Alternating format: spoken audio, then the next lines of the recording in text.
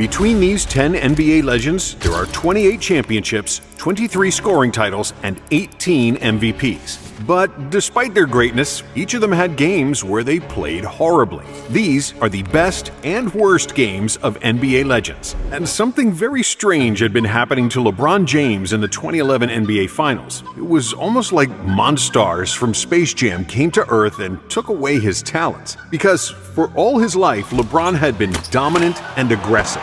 And then, during those 2 weeks in July of 2011, both his dominance and his aggression disappeared. LeBron already had 2 MVPs. He had made the NBA Finals in 2007, he took over games in the playoffs, and he made buzzer-beating game winners. Gets it to LeBron for 3 for the win. Yes! LeBron James at the buzzer!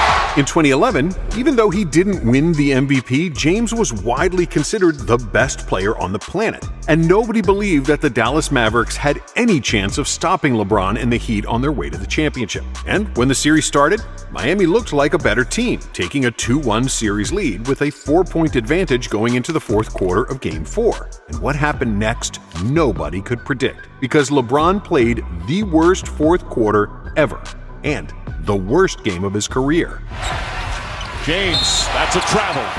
For long stretches in the finals, Dallas kept LeBron in check by using Jason Kidd as his primary defender. LeBron hadn't yet become the master of the postgame, and because of the smaller yet very strong Kidd kept poking at the ball, James was unable to attack him off the dribble. And because the Heat had poor shooting around LeBron, the Mavericks used a hybrid zone defense, with Tyson Chandler always lurking to cut off James's driving lanes. So the Mavs took LeBron out of his comfort zone, and he was unable to penetrate inside the paint, which was his biggest strength. And LeBron's other great strength, his unselfishness, turned out to be his greatest weakness in these finals. Because he was always conditioned to play efficient, team-friendly basketball, LeBron wasn't trying to play hero ball and take contested jump shots. So he passed the ball and stayed completely passive. James finished Game 4 with a disastrous 8 points, which was his career low, and only the 8th time in his career that he failed to score 10 points. James took just 1 shot in the fourth quarter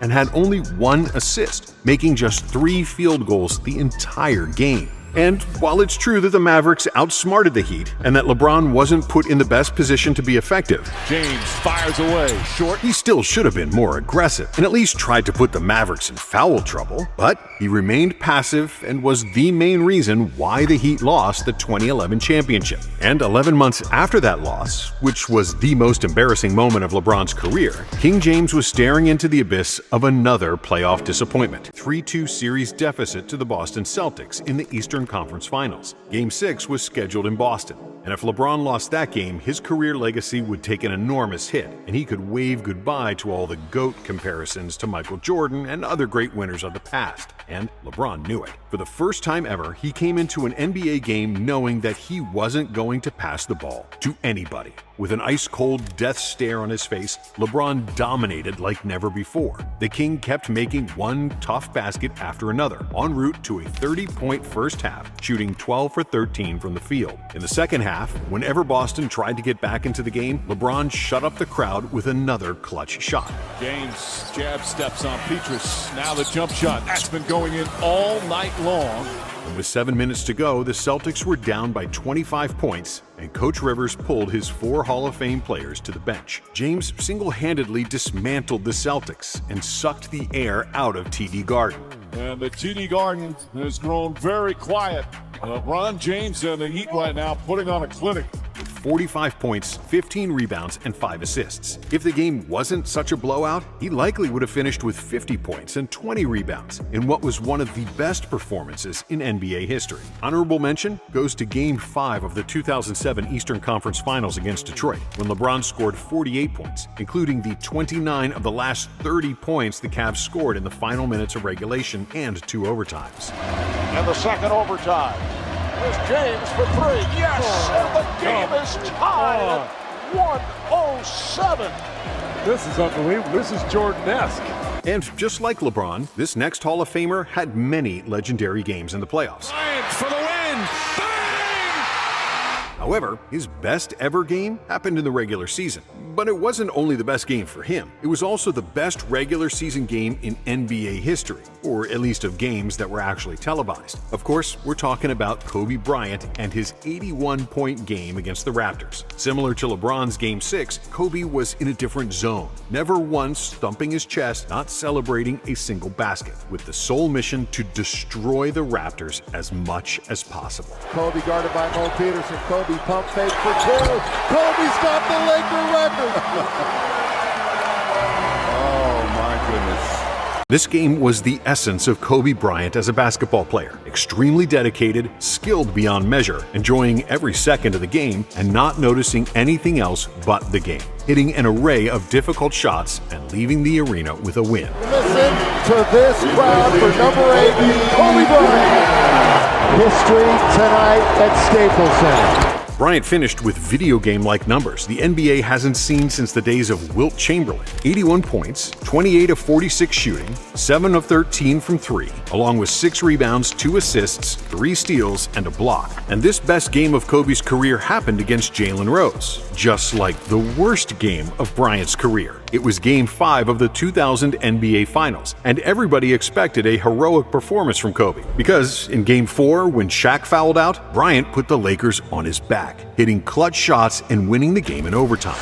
Shaw, running one-hander, followed in by Kobe Bryant. The Lakers have a 3-1 lead.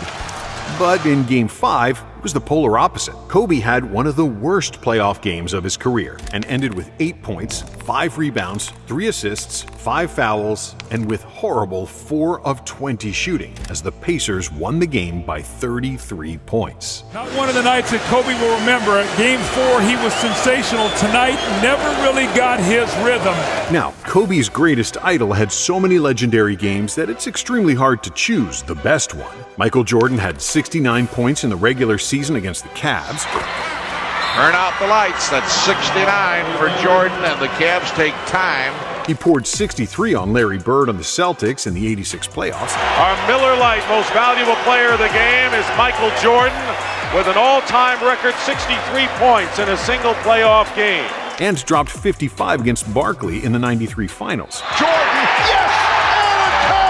And Michael Jordan with 55 points. But the most memorable of all of MJ's iconic games is the last time he suited up for the Chicago Bulls in Game 6 of the 1998 NBA Finals. In a hard-fought series against the Jazz, Jordan made a crucial steal in the final minute of Game 6, with the Bulls down by 1. He ran down the court, crossed over Byron Russell, and then switched the mid-range jumper to give the Bulls a 1-point lead. Jordan, open, Chicago with the lead! After Stockton missed the last-second heave, the Bulls celebrated their 6th title, and Jordan walked away from basketball as the GOAT. The Chicago Bulls have won their 6th NBA championship, and it's their 2nd three-peat. In that Game 6, Michael scored 45 points, more than half of all Bulls points. It wasn't his most efficient game, as MJ only had 1 assist and 1 rebound, and statistically he had better games. But with the iconic game winner that was a cherry on top of his phenomenal Bulls tenure, Game 6 was the greatest game of his career. But when it comes to his worst game, Jordan didn't have many. MJ scored less than 10 points in only 13 games of his career, and most of them happened while he was on a minute restriction after an ankle injury in his sophomore season. In the playoffs, his airness never scored less than 10, and he was so good that many of his games got a special name, like the flu game. A courageous, classic performance by the flu-ridden Michael Jordan. The double nickel game. Got him in the air. Michael Jordan has 55. Or the shrug game. Here's Jordan for 3. Yes! Michael indicating he can't believe it. And his worst ever game also had a special theme behind it, with the compliments of Nick Anderson, who said that 45 is not 23. After his father passed away, Jordan played baseball for a year and a half, and when he returned to the NBA, he wore the number 45. I didn't want to wear 23 because I knew my father wasn't there to watch me, and I felt it was a new beginning, and 45 was my first number when I was playing in high school. And in Game 1 of the Eastern Semis against the Orlando Magic, Jordan had an off game, scoring 19 points on 8 for 22 shooting, committing 8 turnovers. 2 of those turnovers happened late in the game, and when Nick Anderson stole the ball from Jordan that secured the win for the Magic, he boasted that MJ wasn't as good as he was before, and that number 45 is not 23. And Jordan spinning his way against Anderson.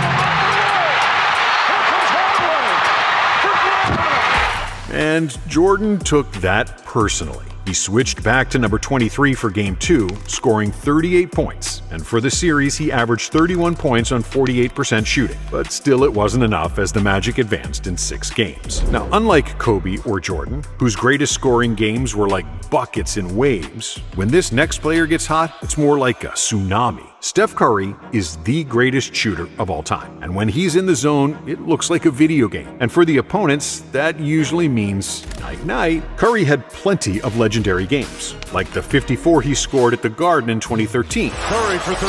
Wow! Unbelievable! The 46 points he had against OKC in 2016.